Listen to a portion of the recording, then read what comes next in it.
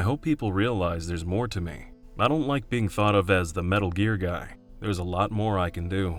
Over his near 40-year career, there have been lots of self-confessed weird games Kojima couldn't make, like Silent Hills, an online zombie project, and what he called the raw game, the kind of concept no one's ever played before. But creative perfectionism, death threats from fans, and a myriad of other hindrances kept him tethered to Metal Gear for decades, and when he became vice president of Konami Computer Entertainment Japan, he gained an executive responsibility to focus on games that would appeal to a broad audience and make bank. Play it safe. DidYouKnowGaming dug through hundreds of old magazine interviews in Japanese, Chinese, English, Russian, all to learn more about Kojima's ideas that never became reality. We even scoured some digital information, even if it is filtered by the Patriots. It quickly became clear that Kojima's aims got weirder over time, so we're going to cover things in chronological order, starting at the, start. Now let's go back, to a time even before Metal Gear, to 1986. That's when 22-year-old Kojima began his career at Konami, working as designer on his first game, Penguin Adventure for the MSX home computer. It's all about delivering a package across desolate landscapes, so I guess you could call it the first Strand-type game. After that, he wanted to make another MSX title called Lost World, spelled like a mix between world and war. In a 2007 issue of Famitsu Weekly we had translated, Kojima said, "The first thing I made was an action game, Lost World. I wrote an incredibly thick proposal that got a lot of attention at the time. They couldn't believe the new guy wrote such a big planning document. It was like an homage to Super Mario, a vertical, horizontal, diagonal scrolling action game. I put in bonus stages and stuff like that, but the MSX didn't have anywhere near enough capacity. I even made opening, middle, and ending cutscenes, but even just those took up so much space. I put a lot of thought into it. I'd never made a game before, so I went overboard. But then I was called in by my department head who said, I don't know when it'll get finished, so I'm canceling it. Those cutscenes were never made public, but we do know a little about the story thanks to more Japanese magazines. The player character would have been a girl named Jamie, who's honeymooning with her new husband Frederick aboard the Titanic. But instead of an iceberg, the Titanic crashes into a mysterious floating continent. Then a villain wrapped in smoke called Mr. Cloudman kidnaps her husband, and Jamie's got to run off to save him. It's worth pointing out that Sons of Liberty later starred a guy named Jack and his girlfriend Rose as another hat tip to the Titanic. Kojima says he was working so hard on Lost World that he didn't get much sleep. But despite that, it was a lot more fun than future projects. When it got cancelled, basically for being too ambitious, Konami tasked him with making a war game instead. Kojima's Titanic-themed Mario homage getting canned turned out to be a blessing in disguise, because that war game ultimately became the first Metal Gear. Or at least it was a blessing for fans, though maybe not for Hideo himself. More on that coming up. A year later in 1988, Kojima released Snatcher, a self-described cyberpunk adventure. The story's set in 2042 East Asia, as a detective investigates artificial life forms that are going around killing people and taking their place. Soon after, Kojima found out Konami was making a Metal Gear sequel without him called Snake's Revenge, so he decided to develop his own sequel, Metal Gear 2: Solid Snake. If you haven't played it before, it's worth checking out. It sets up a lot of the story in later entries, and so much of the Solid titles are essentially 3D reenactments of what happened right here in Zanzibar. The next Kojima-directed title was Policenauts in '94, a sci-fi graphic adventure following space cop Jonathan Ingram as he investigates the murders of his ex-wife and her husband in 2040's old Los Angeles. Kojima also helped write an RPG remake of Snatcher and served as producer on the high school simulator Tokomeki Memorial series, but didn't return to the director's chair till the dawn of the 3D era, when he began work on Snake's third mission, Metal Gear Solid. In addition to characters from past entries like Gray Fox and Colonel Campbell, MGS also reused elements from Policenauts, like the Tokugawa Corporation and Meryl Silverberg, who's a soldier now instead of a cop. Don't know if you noticed this far, but Kojima likes to reference his older works and newer ones, even if they're not necessarily set in the same canon universe. Solid launched in '98 to critical and commercial success, with review scores in the 90s and over 6 million copies sold. Fans expected a sequel, but Kojima wasn't interested. I was completely exhausted, he said. After the first Metal Gear Solid, even after it was done, I wasn't recovering at all, and ended up being passed from one hospital to the next. He wanted to do something different for creativity's sake. But besides his directorial duties, he was also vice president of Konami Computer Entertainment Japan, which meant he had to temper his creative aspirations with more practical business considerations. I have so many weird ideas, but I have to make sure my ideas will sell too. If I wasn't a manager of the company, I would probably be creating all these weird games. But as a manager, I can't allow it. I was planning to create a completely new game, but I couldn't escape my fate. I have to direct the sequel. So he buckled down and got to work on Metal Gear Solid 2. But mid-development, he was still daydreaming about other game ideas, like something with less action and more detective work. He said, "I'd love to make a mystery game. I'd like to do an orientation kind of game where in the game they tell you, go to Heathrow Airport by 3 p.m. You go there and you see a number on the wall and then you follow that." One of the more weird ideas came a little later, when he told a UK magazine, "I have an idea for something that I call a raw game, a fresh game. If you play with it very carefully, it will continue for 10 or 20 years. But if you're not careful, once you reach game over, it ends. You can never play it again. It's dead. There is no continue."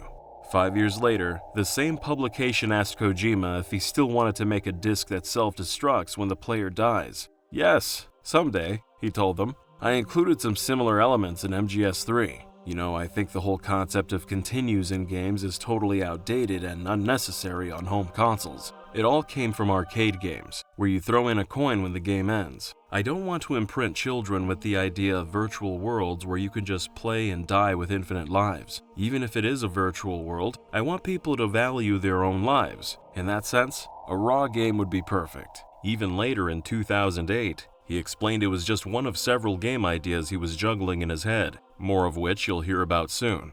He said maybe someday he could combine a few of them together to produce an actual playable title. Now more than 2 decades after he first dreamt it up, Kojima still hasn't put his raw game concept into action. It's worth noting though that a Russian studio tried to bring the same basic concept to life in 2015 with a game called One Life. The trailer went viral, racking up well over 1 million views. There is no room for a single mistake. You have only one life. Take justice into your own hands. Son of a... I'm gonna friggin' kill you, you hear me? If you die, you'll leave this game forever. The gaming press drew a lot of comparisons between One Life and Kojima's idea. The Russian project made it to Steam Greenlight and sold pre-orders for $10. But not long after, the devs disappeared and the game was never finished. Some accused One Life of being a scam. Whether or not that's the case, a game with no continues is a pretty tough sell, especially to a broad audience. That kind of game might never be realized by any studio. Back to Kojima though. During his 3 years directing Sons of Liberty, he was also producer on Zone of the Enders, a mech hack and slash focused on 22nd century space colonists rising up against an exploitative Earth government. He also supervised console ports of Konami's arcade rhythm series Beat Mania, another Tokimeki Memorial, and Metal Gear Ghost Babel, a story-heavy Game Boy Color spin-off set between Metal Gear 2 and Metal Gear Solid. After a difficult development, Sons of Liberty launched in 2001 to even more critical and commercial success than its predecessor, but it took its toll on Kojima. As soon as it was done, he told the press, "It was indeed the toughest time in my life in the video game industry. I've been sick physically since spring 2001. The MGS series is no longer mine. If people want a sequel, there will be a sequel. However, it is very unlikely that I would create a game plan, script, and direct it as I did with MGS 1 and 2. Just like the theme of MGS 2, it is necessary to pass it on to the next generation with the development team. So now there are many things I would like to do, like create a form of entertainment involving robots, online elements, and digital elements." End quote. You'll notice he said he wanted to create a form of entertainment, not necessarily a game. But all those robots, online, and digital elements would have to wait. Kojima said now wasn't the right time because of what was happening in the real world, possibly referring to the culture of fear and censorship in the wake of 9/11, which had already necessitated last-minute changes to Sons of Liberty's plot. All that became moot though when Kojima ended up getting sucked back into directing another sequel. "I'm kind of embarrassed that I said MGS2 would be my last one," he lamented. "I mean, my feelings haven't changed. I really thought back then that I wouldn't do another, and here I am now once again saying this will be my final game. I really want to move on. I asked my staff, who wants to direct MGS3? I waited for a while and no one volunteered. They were too afraid of the pressure. Then I started coming up with the jungle and survival concepts, and eventually it got to the point where we were changing the game so much that I realized I needed to direct. It would be too risky otherwise." But he was still bursting with new ideas, like a game that changed based on the player's real-life movement and speed. He told Play magazine, "Handheld systems are a great invention, but the games that you can play on them are basically the same as those on home systems. I thought this was unfortunate. There has to be a better way to exploit a portable system. Being able to carry it around means that your environment can change as you move around. I wanted this changing environment to be reflected in a game. Let's say you're in a car and you're going 50 kilometers an hour, and then maybe 60 kilometers an hour. I wanted the speed of the car to be implemented in the game. With game creation, you're basically making something out of nothing. It's just digital data. Since we have total control of everything that's in the game, we set the rails, and the players follow these rails."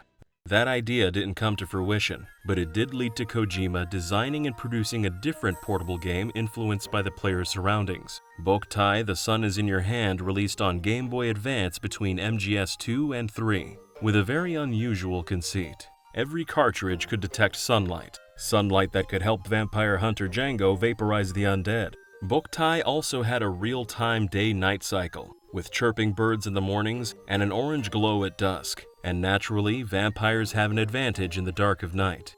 Talking about how the speed game idea turned into Boktai, Kojima said, "I'm a fan of vampire films. You know, I always wanted to drag the vampires out and burn them under the sun. So this idea and the previous idea of the changing environment merged together." Kojima produced a Boktai sequel 1 year later, which featured Solid Snake as an amnesiac merchant who can't remember his own identity. He was also producer on another Zone of the Enders and the Metal Gear Solid remake Twin Snakes.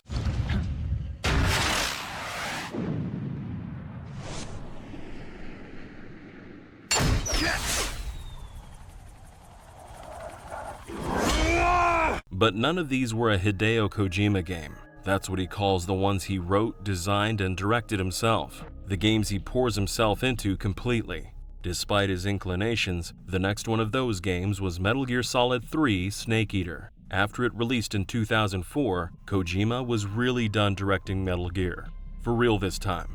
He'd step back, do some writing and produce, but he'd hand off the director's chair to Shuyo Murata, the guy who co-wrote Snake Eater and directed Zone of Enders 2. But when mega fans got wind of it, some sent death threats, leading to Kojima's team urging him to lead once more.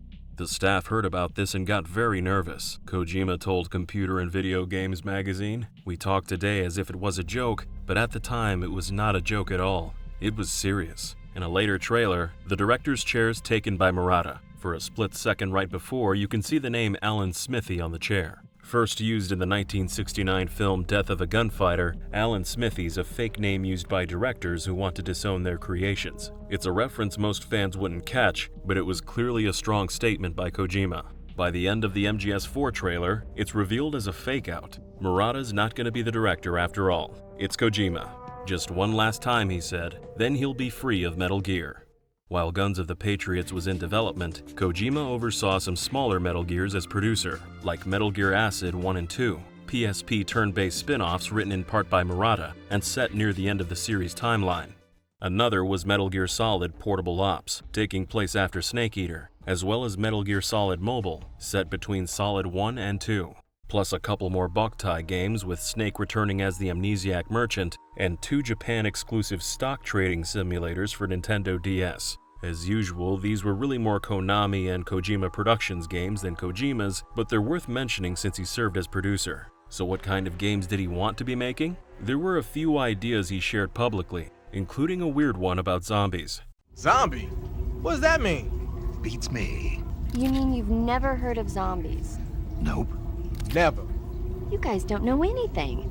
Kojima's always wanted to make a zombie game, but one very different to something like Resident Evil. It's well known that Kojima's a movie buff and would watch at least a film a day as a kid. What's not as well known is he's an especially big fan of Dawn of the Dead and used to shoot amateur zombie movies with his childhood friends. They'd sell tickets at 50 cents per view, thinking they could use the profits to buy lots more movies for inspiration's sake. Sadly though, they didn't end up making enough to buy even one movie. Kojima says Metal Gear was deeply influenced by Dawn of the Dead, and that any gameplay involving air ducts and elevators were lifted straight from it. Early in the PS3 era, Hideo told Edge magazine he liked Capcom's Dead Rising and considered making at least one zombie game himself. "The zombie idea I have is a bit different," he explained, "but I'm less interested in the idea of the living dead than the fact that you can turn people just by biting them. That would be a great game system. I know that such a game has already been released, but I'd like to offer a truly online version. Imagine a large town where half the inhabitants are zombies. Users would subscribe,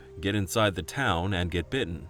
At that stage, they become undead and can't control their character. All they can do is modify the camera angles. They'd see their character attacking humans and have to pay just to watch. The only way they could end it is by opening another account, hunting themselves down, and killing themselves. Of course, the problem is that your second character can get bitten as well." Edge scoffed as politely as they could at the proposed business model. Kojima continued, "If you can't get yourself killed, then you can call a friend for help. Please kill my zombie, it's roaming at that address. But to be honest, there are just too many zombie games right now. Should I decide that the timing's right, then I'll take some time to prepare one. Very seriously."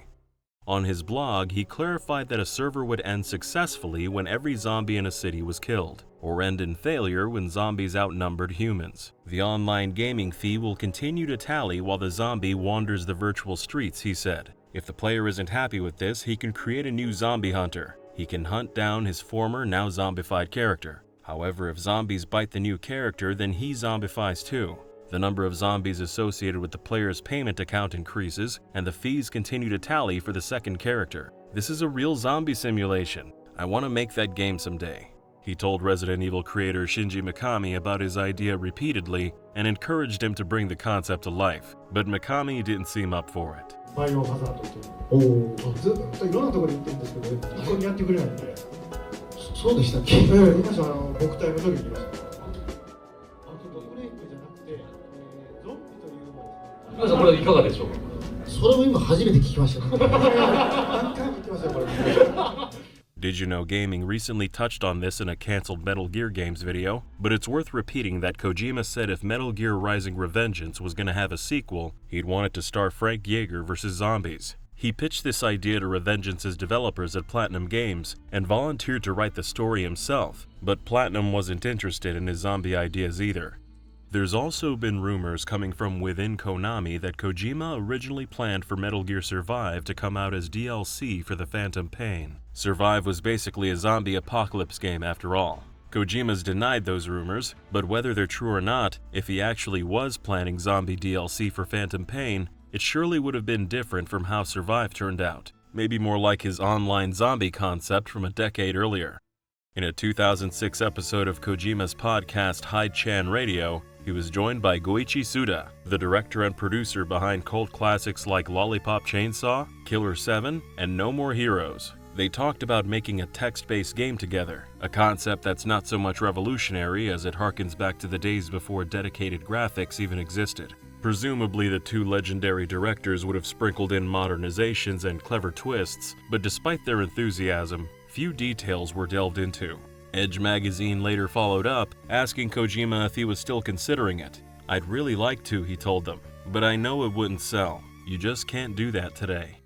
Besides just specific game ideas, Kojima's also captivated by platforms themselves, like what's only possible on one or the other. Psycho Mantis is probably the most famous example, reading your PS1 memory card and vibrating your DualShock in a way that just couldn't be done as easily on Nintendo and Sega's consoles. More recently, he announced he was partnering with Xbox to make a cloud-based project, saying there's a game he's always wanted to make, a completely new concept that no one's ever experienced or seen before, only possible with the power of the cloud. Kojima's been mostly a PlayStation man throughout his career, but during MGS4's development, he wanted to expand and explore the capabilities of other platforms, saying he was regularly studying PC development to take advantage of its unique capabilities. But what he was really interested in was Nintendo Wii.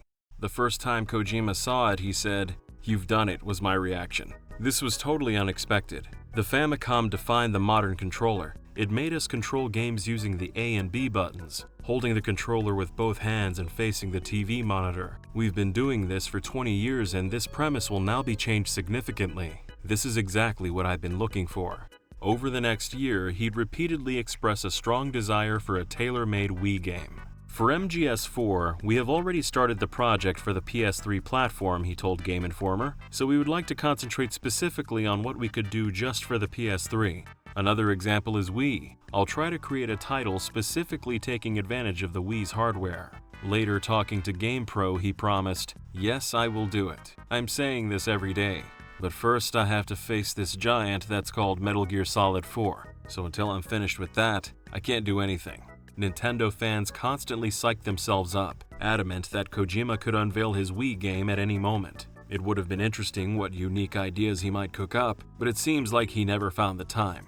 Though he did, quote, practically beg his friend Sakurai to put Solid Snake into Smash Bros., and Kojima personally designed the Shadow Moses level for Brawl. As a result, Geckos actually debuted on Wii before their mainline appearance in MGS4. But ultimately it was Microsoft who won him over, not Nintendo, with Kojima announcing Metal Gear Solid Rising at an Xbox event. Rising got cancelled. You can hear all the sordid details in DidYouKnowGaming's recent cancelled Metal Gear games video if you haven't already. Looking back though, Rising actually could have played great with Wii Motion Plus. It just wouldn't have been much of a looker.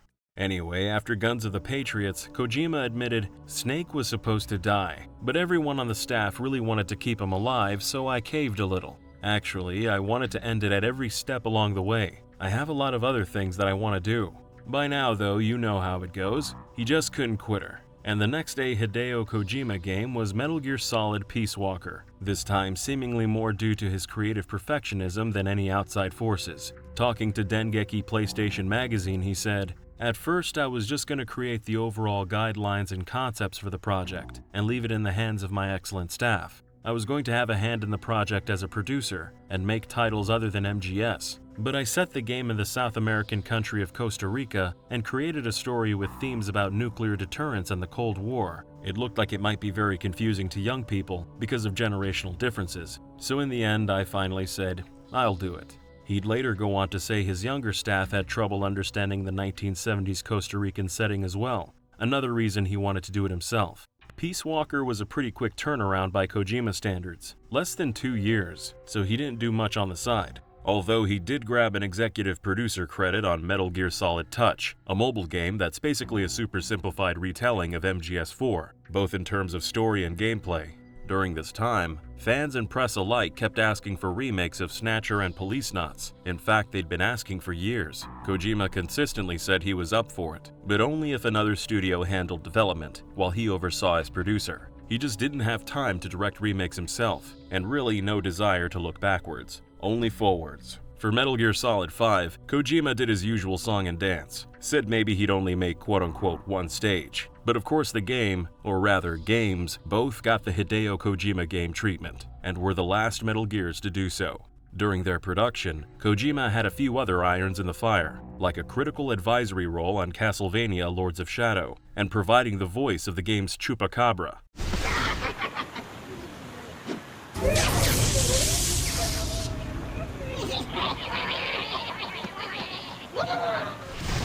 The next game to slip through his fingers would have just been a Kojima Productions title, not an esteemed Hideo Kojima game. It's Zone of the Enders 3.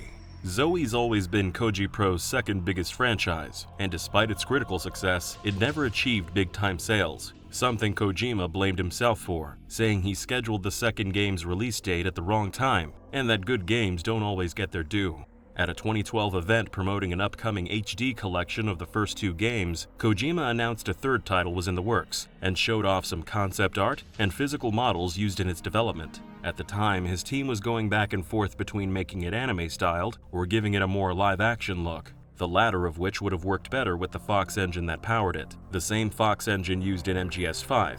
Work on Zoe 3 started years earlier, in fact, with evidence left over in Snake Eater. That game's hidden nightmare sequence was actually an early Zoe 3 prototype. The nightmare, called Guy Savage, got cut out of later re-releases like the MGS HD and Master Collections, but on PS2, if you save while Snake's locked up in Groznyj, Paramedic starts telling him a Dracula story. Snake's terrified of vampires for some reason, so afterwards he falls asleep and has a playable nightmare. Essentially, it's a hack-and-slash minigame, an early taste of what this version of Zoe 3 might have been like.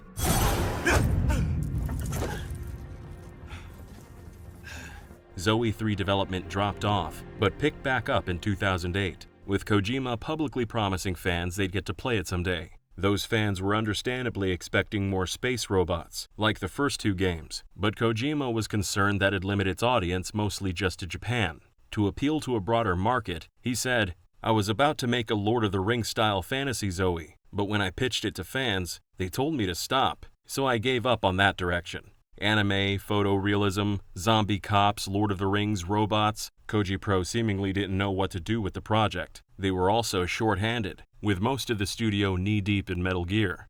After working on it off and on for a decade, in 2013, Kojima announced Zoe 3 was cancelled and its team disbanded, citing the HD Collection's failure to meet expectations. During this time, Kojima oversaw Metal Gear Solid Rising from afar, a role he'd reprise on Revengeance after Rising got canned. Again, that got covered extensively in the cancelled Metal Gear games video, so check that out later for what happened with Rising. Then, of course, there's the now infamous cancelled game Silent Hills. We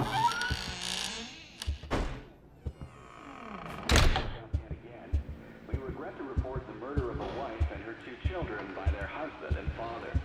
The father purchased a rifle used in the crime at his local gun store 2 days earlier. This brutal killing took place while the family was gathered at home on a Sunday afternoon. The day of the crime, the father went to the trunk of his car, retrieved the... In 2014, Kojima released a PlayStation 4 demo called PT, under the fake developer name 7780s Studio. 7780s was a made-up studio that didn't exist. It was all a Kojima mind game.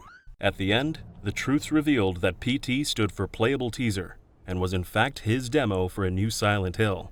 It's scary because there's no information, Kojima told the Japan Times. Nowadays when people don't know something, they Google it. They ask on Twitter or Facebook and they get the answer right away. We live in an age of information. When that suddenly disappears, that's the scariest thing. That's why there was no information about who made PT. That's why I hid my name and title and just let them play. The demo took place in one tiny looping hallway, with a bathroom that the player walks through over and over, becoming slightly redecorated, darker, and creepier with each passing loop. The game relies almost entirely on atmosphere, while eschewing cheap tricks like jump scares and grotesque violence. The real fear isn't from those things, Kojima explained. It's from standing in an empty place, where just a step forward or turn around is scary. All you can do is walk and look, but despite the cramped quarters and limited moveset, some puzzles were pretty cryptic, so Kojima expected no one to be able to solve it for at least a week. To his surprise, some fans finished PT day one, and were treated to a cutscene revealing that they'd been playing as Walking Dead star Norman Reedus all along, and also that it had been made in collaboration with film director Guillermo del Toro of Pan's Labyrinth fame. PT was just a teaser developed in 4 months. The full game would be very different. The one thing I can tell about Silent Hills, this is something that I've been talking with Guillermo del Toro as well, but originally we were thinking of making a game that would make you pee your pants, but at this point we've changed our minds and we are aiming for a game that will make you shit your pants. Kojima would later say the game engine was designed for open world. Interestingly, PT's ending cutscene wasn't CGI. It was rendered in real time in-engine, and a modder named Lance McDonald hacked it to explore the town beyond the hallway. Unfinished and not reflective of the final game, of course, but a small taste perhaps of what Silent Hills might have looked like. Kojima also said Silent Hills would either let you choose between first or third person views, or it'd switch back and forth automatically based on the situation. He hadn't decided yet. Either way, he forecast an approximate release date sometime in 2016. Unfortunately, life had other plans, because in early 2015, rumors started to spread that after 3 decades at Konami, Kojima'd be out the door as soon as the Phantom Pain was finished. Those rumors soon gave way to official announcements, along with a statement from Konami saying Silent Hills was cancelled. Not only that, but they were going to delete PT from the PlayStation Store almost immediately.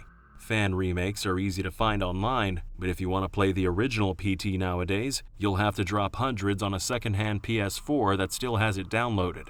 We're thinking of making a full-length video just about PT and Silent Hills to fill in even more texture and detail. Please do let us know in the comments if you think we should. But for now, let's get back to the broader topic. With Kojima and Konami parting ways, he was finally free to pour himself into something other than Metal Gear. Within months, he started his own studio and got to work on some new projects. The first to see daylight was 2019's Death Stranding, with Norman Reedus returning in the starring role. But after decades of dreaming up weird ideas, Kojima actually wanted his first independent venture to be something a little more safe. He told the BBC, "This game is to start with, like Guillermo del Toro told me, not a way to break out, but to make something that the fans expect. There are new elements to the game, but the basis is something people are used to playing." On the other hand, Kojima also marketed it as the world's first Strand game, an open world in a new genre defined by its asymmetric online features and social connections, like picking up packages someone else dropped, or driving down roads built by the community, despite being a single-player experience. As far as story, it's still fairly new, so we don't want to get into spoiler territory, but as you'd expect from Kojima, it does get pretty strange and confusing. Gameplay-wise, it's mostly delivering packages, schlepping bridge babies, and fighting off otherworldly creatures across an apocalyptic America. Hard to believe Kojima didn't think all that was weird. He considered Death Stranding the safe play for his new studio. You'll hear about some he does consider weird here in a minute. One idea he gave up on recently was a superhero game, or rather an anti-superhero game, which he abandoned after realizing someone else had just done something similar. In 2022, Kojima tweeted about the popular TV show The Boys, which debuted the same year development wrapped on Death Stranding. Translated into English, his tweet said, "I watched The Boys up to Season 1, Episode 3. I'm thinking about watching the rest. I was actually about to start work on a plan I'd been cooking up for a long time, but after I saw a few episodes, I realized the concept was similar, but with a different setting and setup, so I shelved it. It was going to be about two special investigators, one male and one female, facing off against legendary superheroes behind the scenes. I pictured Mads as the lead. That's Mads Mikkelsen, the Danish movie star who played Cliff in Death Stranding. For those who haven't seen it, The Boys follows a team of ordinary humans determined to kill superheroes, because in-universe, supes aren't the altruistic good guys like in comics and Hollywood movies. They're more like corrupt politicians with godlike powers, worshipped by the masses, a dangerous cog in the military-industrial complex. Over the next few weeks, Kojima said he went on to watch more episodes and loved it, and that, quote, "The concept of a dark anti-hero story about superheroes and people facing off against them was the same as what I'd been planning, but the setting, setup, and tone were greatly different compared to how The Boys did it. He didn't want to be derivative, so he binned it." We're getting pretty close to the end of Kojima's 30-plus year career so far, and the last of the games he couldn't make. But there's a few more interesting ideas worth mentioning, and they're recent enough that they might still be in play. We mentioned before that in the early 2000s, Kojima mulled over games that differed depending on your environment. He ended up making Boktai, a world that changed with your exposure to sunlight. But Kojima was also tinkering with a speed-based concept, or a game that shifted with the temperature of your surroundings. In 2021, he said he wanted to evolve what games can be by revisiting those old ideas. Maybe even have a game change based on your own feelings. On 9/11's 20th anniversary, he told Japanese outlet Anan News, "What I want to make is a game that changes in real time. Even though there's people of different ages and careers around the world, they're all playing games the same way. So not based on those characteristics, but something that changes with a person's location or how they feel about it. These kinds of setups make a man-made system feel more real, like the sun in Boktai." He went on to vaguely describe another goal he sounds pretty serious about. Quote, "Gamers are getting more creative. Up till now, it's been a world of developers, players, and critics. But nowadays, there are pro gamers and gaming commentators, and even more recently, in-game cameramen. I have to clear up some copyright issues, but I have an idea that goes even further in that direction. I haven't been able to start working on it yet, though." As a creator, I'm happy things don't just end with me making a game and people playing it, even though I don't get paid any extra money from it. I build the field everyone plays on. It's like how even after the 9th inning of a baseball game comes to an end, the field doesn't just disappear. It continues to be used and enjoyed by countless people. After Snake Eater, one of the early ideas floating around for a sequel was Snake in Space. That was 20 years ago, but Kojima still hasn't given up on the idea of a space game. In fact, he wants to go there himself for research, and he wants you to go up there too, to play it. On stage at the 2023 Tribeca Film Festival, he looked to the future and said, I want to go to outer space, right? I want to go to outer space and create a game that you could play in space. Because right now, all games you can't probably play in outer space, but I want to create something. So I'll create that. So someone please send me up to space. We're genuinely unsure if he was joking or serious, maybe half and half. And we'd be remiss not to mention, remember that cloud-based experience we touched on earlier? While this video was in production, Kojima revealed it's coming to life as a horror game called OD at the 2023 Game Awards. With help of Xbox Game Studios and using their cloud gaming technology to make immersive and also something that no one has seen before is what I'm trying to do. And it is a game, don't get me wrong, but it's at the same time a movie, but at the same time a new form of media. Kojima will be partnering with horror director Jordan Peele, plus more collaborators he isn't willing to reveal yet. He had a busy few months as this video was wrapping up actually. He also revealed Death Stranding 2 On the Beach, and an action espionage game called Fizzant, but that's still some years out. Kojima fans have been begging for a new Metal Gear for almost a decade, and Fizzant ain't that. But maybe it's the next best thing. After a health scare during the pandemic, thinking he might die, Kojima decided maybe it'd be nice to give the fans what they'd been asking for so long, before he's too old to deliver. The old codger's still got one in him.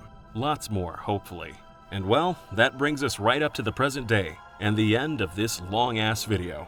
If you want to hear about every canceled Metal Gear game, click the video on screen. Or if you'd rather watch Metal Gear cut content for a full hour, click the other video. Subscribe for more videos just like this one, and a big special thanks to our translators Jacob and Beibei, and to Badhumans for consulting and proofreading. And also, of course, thank you all for watching. See you next time.